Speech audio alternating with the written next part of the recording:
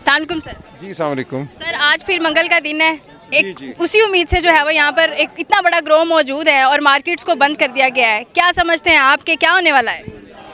नहीं क्या होना है जी, जो ये करते हैं हर दफ़ा रोकते हैं फिर उसके बाद मारपीट पे आ जाते हैं।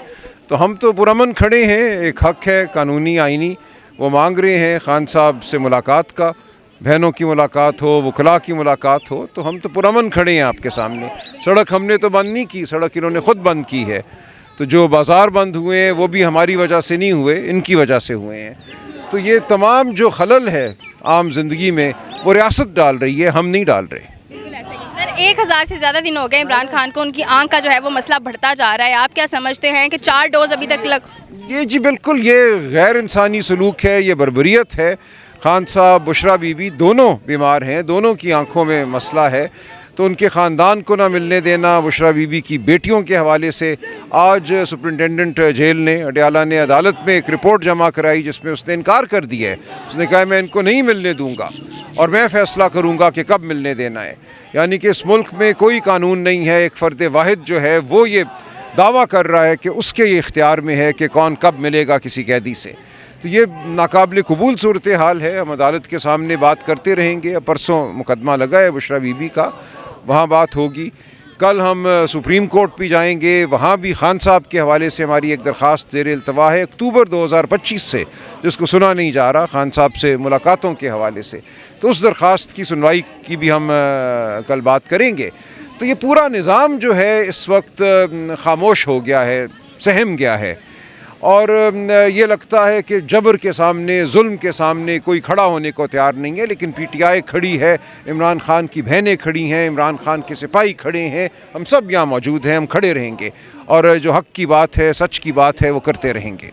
पीटीआई की जो बाकी ख़वातीन हैं उनको भी जो है वो कहते तन्हाई में रखा गया। सनम जावेद साहिबा जो है वो उनकी भी तबीयत हमने सुना है कि जी काफ़ी ख़राब है। कल सनम जावेद की फैमिली से मेरी बात हुई, उनको भी रात की तारीकी में लाए, उनको सख्त मेदे में बताया जाता है तकलीफ़ थी, ख़ानदान को नहीं बताया गया। ये लोग पहुंच गए थे अस्पताल लेकिन इनको मिलने नहीं दिया गया। तो एक मरीज़ कैदी को ख़ानदान से ना मिलने देना सरासर गैर कानूनी अमल है।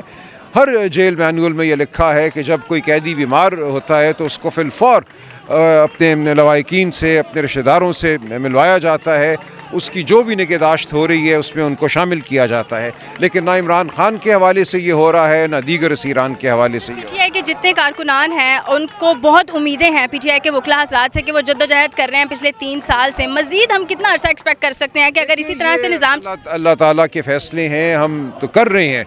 और आप देखेंगी कि पूरा माशरा जो है इस वक्त गम और गुस्से में मुब्तला है, और ये गम और गुस्सा आपको उमड़ता नज़र आएगा।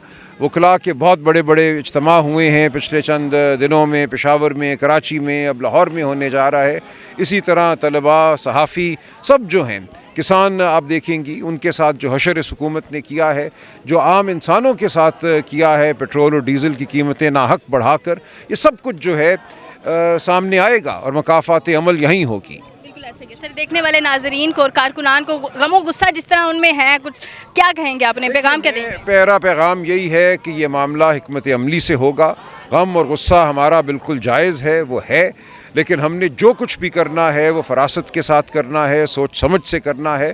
खान साहब ख़ुद जेल में बैठे हुए बहुत समझता हूँ बुर्दबारी से काम कर रहे हैं। उन्होंने जो भी पैगामात भेजे हैं उनमें हमेशा यही कहा है कि दानिशमंदी से आगे बढ़ो, और आखिरी पैगाम भी उनका जो 8 अप्रैल को हमें आया है वो यही है कि अल्लामा नासिर अचकज़ई साहब वो तय करेंगे कब क्या करना है, कहाँ करना है। तो हमने एक मुनज़्ज़म पार्टी के तौर पे आगे बढ़ना है, हम कोई एक बेमहार रेला नहीं है इंसानों का। ये एक बहुत बड़ी कुव्वत है पीटीआई, लेकिन पीटीआई ने अपनी कुव्वत को दानिशमंदी से इस्तेमाल करना है। बहुत शुक्रिया सर आपकी कीमती राय का। जी बिल्कुल नाजरीन, हमने इनसे बात की और यहाँ पर जो है पुरअमन एहतजाज किया जा रहा है। मैं अपनी बैक साइड की बात करूँ तो इमरान खान की बहनें मौजूद हैं, वकला हज़रात मौजूद हैं और फीमेल जो है खातून वकला भी मौजूद हैं। लेकिन अगर पीछे ही बात करें तो पुलिस की भारी नफरी भी मौजूद है। यहाँ पर पुरअमन एहतजाज किया जा रहा है, लेकिन इतनी दूर दूर मार्केट्स को बंद कर देना कुछ वो समझ से बाहर है। मज़ीद आगे बढ़ते हैं, मेरे साथ रहिएगा। ज़्यादा दिन हो गए हैं कि इमरान खान कहते तन्हाई में है। क्या समझते हैं कि इतना जुल्म, इतना जबर आखिर कब ख़त्म होगा? ये इंशाल्लाह ये घड़ियाँ गुजर जाएंगी, लेकिन एक यादगार ये रह जाएगी कि जिस तरह इन्होंने जबर जुर्म किया है, कल इंशाल्लाह आने वाला वक्त में ये इसका 10% भी बर्दाश्त नहीं कर पाएंगे। इंशाल्लाह 10% भी। आपको पता है जब ये पहले गवर्नमेंट में नहीं थे, अपोजिशन में थे, या ये हॉस्पिटल में थे, या ये जेल में थे, या मुल्क से बाहर थे, सबसे बड़ी दुनिया इनकी सबसे जो उनका सहाना घर है ना, वो मुल्क से बाहर है, पाकिस्तान से बाहर है, जहाँ पे इन्होंने प्रॉपर्टीज़ खरीदी होती हैं। अभी आवाम को ये मार रहे हैं महंगाई से। तेल पेट्रोल की फ्यूल देख लें आप, बिजली के रेट देख लें आप, घी के देख लें, आटे के देख लें। ये अभी ये पैसा इकट्ठा कर रहे हैं। इन्हें पता है दोबारा इनका ये वक्त नहीं आने वाला। अभी तो ये जिस रास्ते से आ गए ना, आगे से वो भी रास्ते बंद हैं। तो वोट की ताकत से आए नहीं है, ये आवाम से बदला ले रहे हैं।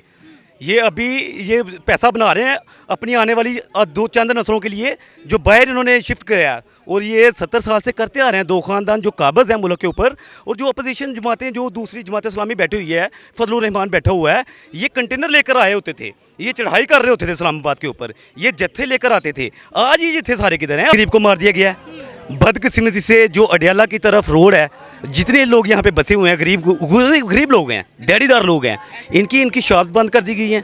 कभी लाइन नहीं है, छोटी छोटी दुकानें हैं, करियाना की दुकान है, कोई कारपेंटर की दुकान है। ये नहीं है कि यहाँ पर कोई बैठ के लाखों छाप रहा था। गरीब गुरबा के जो है वो रोजी पर लात मारने वाला ये डेली वेजर है।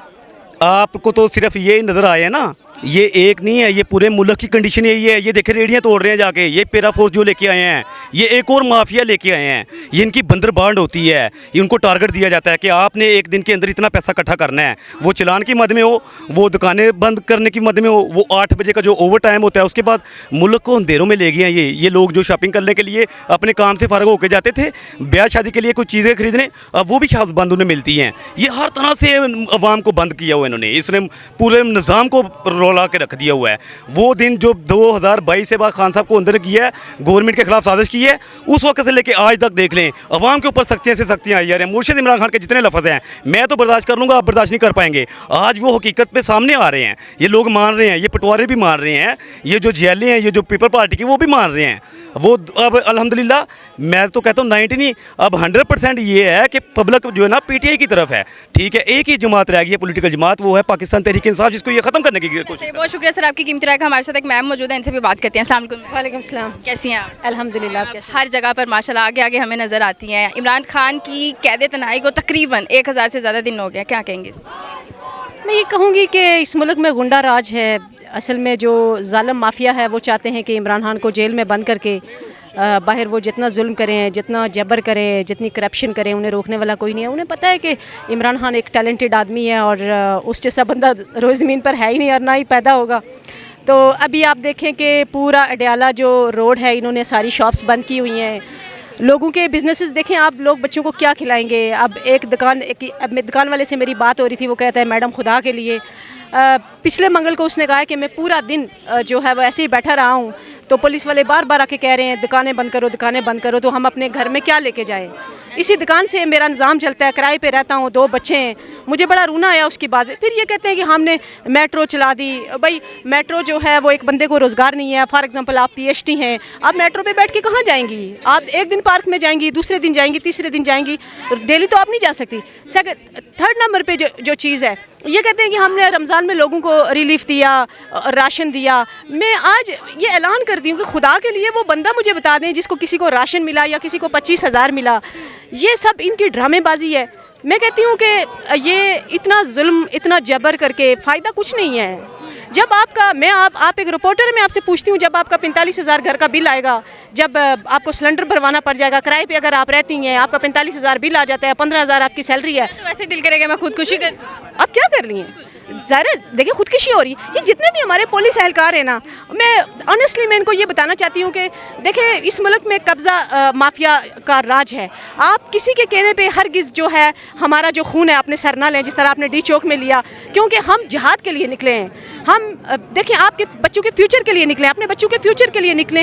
आज अगर हम सिंगल कुर्बानी दे रहे हैं तो ये हमारे लिए आसान है। कल अगर हमारी ये शादियाँ हो जाती हैं, 2-3 बच्चे होते हैं, तो हमें डबल ट्रिपल कुर्बानी देनी पड़ेगी। उससे बेहतर है कि आज हम लोग घरों से निकले।